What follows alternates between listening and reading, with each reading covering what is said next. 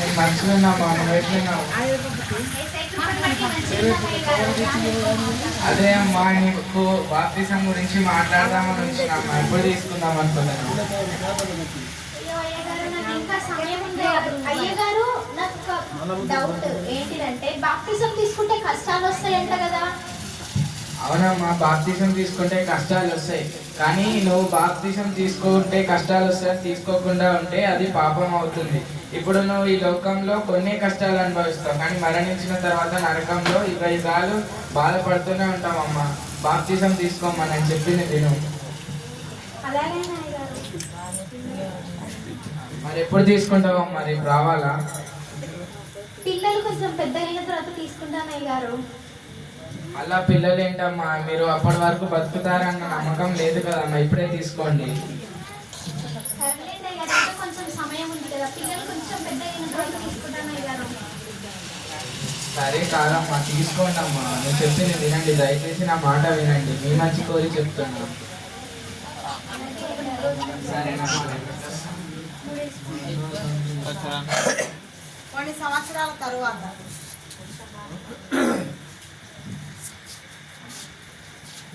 వందనాలమ్మా.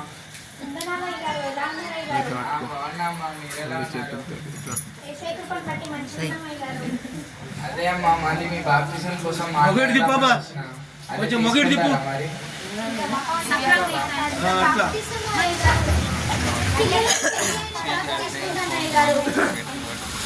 అలా పిల్లలు పెద్దవడం ఏంటమ్మా, మీరు పిల్లలు పెళ్ళిండమ్మా, పిల్లలు పెద్ద అయినాక తీసుకుంటా అన్నారు కదా, ఇప్పుడు వాళ్ళు పెద్ద అయ్యారు కదా, తీసుకోండి అమ్మా, చెప్పింది వినండి.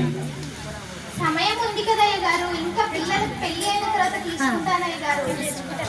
సమయం ఉందమ్మా, కానీ ముందు సమయం ఉందా లేదా అన్న విషయం మనకు తెలియదు కదమ్మా, ఆ విషయం దేవునికే తెలుస్తుంది. దయచేసి నేను చెప్పింది వినండి.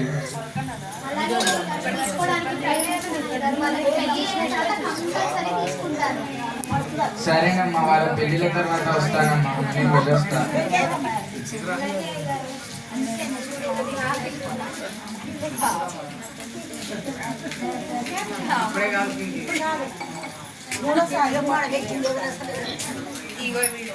కొన్ని సంవత్సరాల తర్వాత వందనాలమ్మా దివ్య గారు.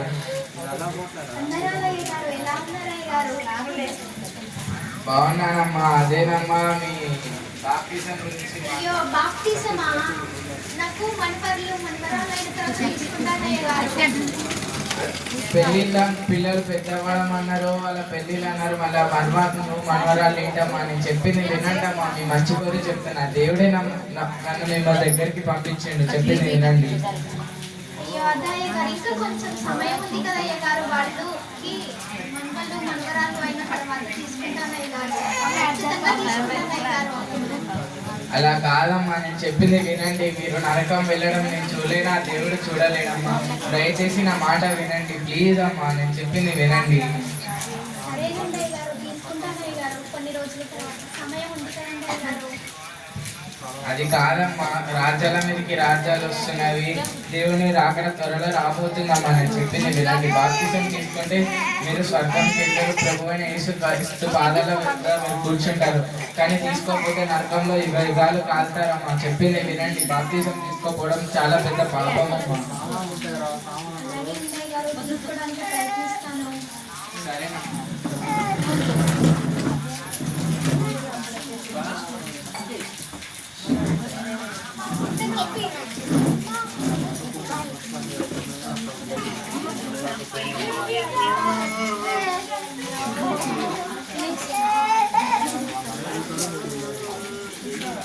చనిపోయిన తర్వాత, చనిపోయి లేచిన తర్వాత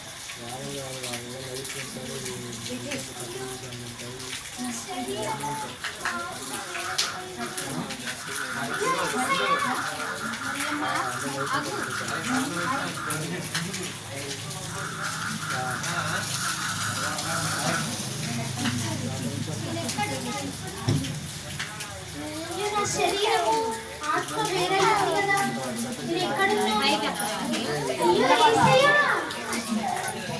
అయ్యమ్మా ఆగు. అయ్యమ్మా, ఈ భూమి మీద ఉన్నప్పుడు నేను నీ దగ్గరికి నా సేవకురాలని నా బిడ్డలని నీ దగ్గర పంపించినప్పుడు నువ్వు రక్షణ పొందుకున్నప్పటికీ బాప్తిసాన్ని నిర్లక్ష్యం చేశావు కాబట్టి జీవగ్రంథంలో నీ పేరు లేదు.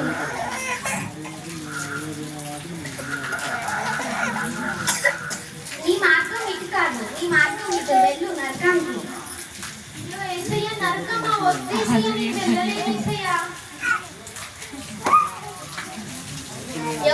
మార్కు సువార్త 16:16 నమ్మి బాప్తిసం పొందువాడు రక్షింపబడును, నమ్మని వానికి నరక శిక్ష విధింపబడునని వాక్యం సెలవిస్తుంది కదా. అయినప్పటికీ నువ్వెందుకు ధృవీకరించావు? కావున నీ స్థలము నరకమునందు ఉంది, నీ పేరు జీవగ్రంథంలో లేదు, కాబట్టి నువ్వు ధృవీకరించబడ్డావు.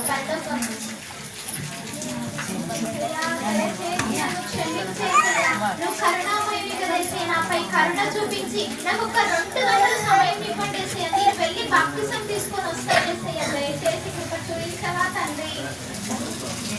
సరేనయ్యమ్మా, నేను నీకు 2 గంటల సమయం ఇస్తున్నాను. కృతజ్ఞతలు ఏసయ్యా.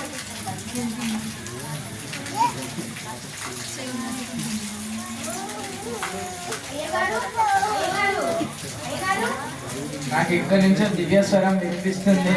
అయ్యో దివ్య వచ్చి, అరే దివ్య చనిపోయింది కదా, ఇది సాతాన్ యొక్క పన్నాగమే. అమ్మో నాకు భయమవుతుంది. నేను ప్రభువుని యేసుక్రీస్తు నామంలో నిన్ను కాల్చివేస్తున్నా. యేసు నామంలో కాలిపో, యేసు నామంలో కాలిపో, యేసు నామంలో లయమైపో, దుష్ట శక్తులన్నీ లయమైపోగాక. యేసు నామంలో వెళ్ళిపో, వెళ్ళిపో, వెళ్ళిపో. అయ్యగారేంటి ఇలా అంటున్నారు? సంఘం ఎక్కడ పెట్టాలి?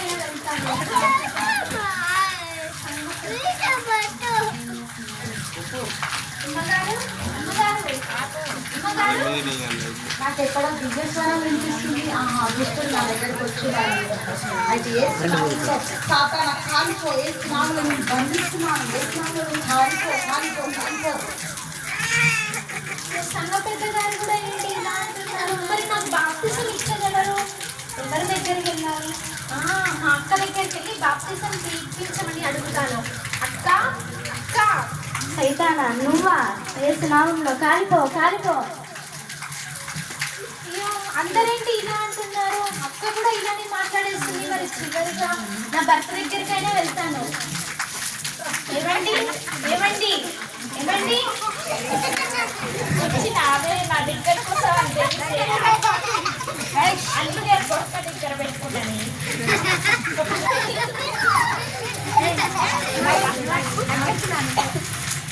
ఏమండి, ఒక్కసారి నీరండి దివ్యని ఒక్కసారి చూడండి. ఆత్మవై నా దగ్గరకు వస్తావే తెలిసే చీకుతో కొడతాయి.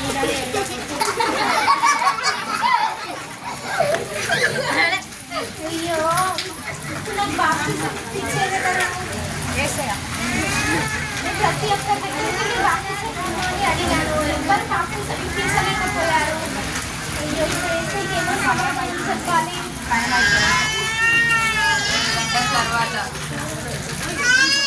2 గంటల తర్వాత నాకు భయం అవుతుంది. ఇప్పుడు ఏం చేయాలి? చెప్పు దివ్య. ఇచ్చిన సమయంలో నీకు ఇచ్చిన సమయం గడిచిపోయింది. దానికి సంగతి ఏంటి?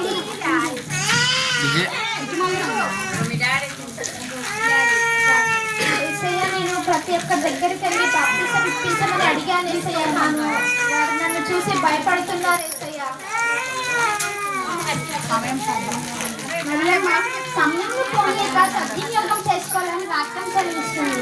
ఏమన్నా భూమి మీద ఉన్నప్పటికీ ఏమైనా చూసుకోవాలి. పరలోకానికి వచ్చినాక తీర్పు ఉంటుంది. భూమి మీద ఉన్నప్పుడే దేవుని నిజమైన దేవుని ఎరిగి ఆయనని స్వీకరించి నమ్మి బాప్తిసం పొందాలి. ఆ విధంగానే రక్షణ మార్మనుషు బాప్తిసం ఉండాలి. అప్పుడే పరలోక రాజ్యంలో ప్రవేశం ఉంటుంది. ఎన్నోసార్లు వాక్యంలో దైవ సేవకురాలు చెప్పారు, సమయంలో పోనీయక సద్వినియోగం చేసుకోవాలని. అయినప్పటికీ నువ్వు స్వీకరించి విని వదిలేసావు. కావున నీకు నరకమే మార్గం అయింది.